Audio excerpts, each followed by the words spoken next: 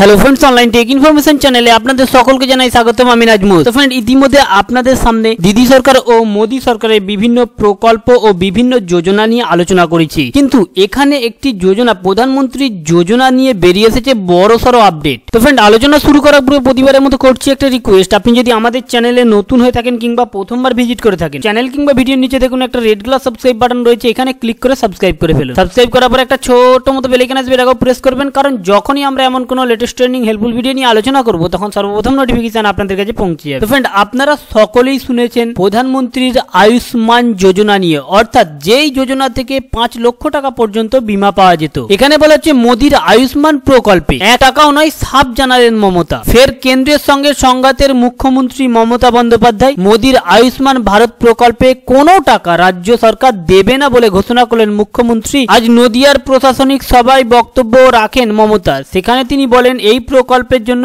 40% টাকা দিতে হয় রাজ্য সরকারকেও, কিন্তু সেই টাকা আর দেবে না সরকার। কেন্দ্রীয় সরকার যদি ওই প্রকল্পটি চালাতে চায় তবে তাদের পুরোটাই দিতে হবে। তো ফ্রেন্ড, বেশিরভাগই যে সকল প্রধানমন্ত্রী যোজনাগুলো রয়েছে সেগুলো থেকে 40% রাজ্যকেই দিতে হয়। ঠিক একই ভাবে যে প্রধানমন্ত্রীর যে আয়ুষ্মান প্রকল্প রয়েছে সেখানেতেও এখানে বলা হচ্ছে মুখ্যমন্ত্রী মমতার দাবি, যদি সরকার প্রধানমন্ত্রী যদি ওই যোজনা চালাতে চায় তাহলে 100%ই প্রধানমন্ত্রী কোটা থেকে টাকাটা দিতে হবে, কারণ রাজ্য সরকার আর দেবে না 40%। আশা করি আপনারা বুঝতে পেরেছেন। আমাদের উদ্দেশ্য ছিল শুধুমাত্র আপডেটটি আপনাদের মাঝে পৌঁছে দেওয়া। আর আমাদের দেওয়া ছোট ইনফরমেশনটি ভালো লাগলে অবশ্যই লাইক করবেন, আর আমাদের সঙ্গে থেকে এমন লেটেস্ট ট্রেন্ডিং হেল্পফুল আপডেট পেতে অবশ্যই সাবস্ক্রাইব করবেন। Thank you friend, thank you for watching.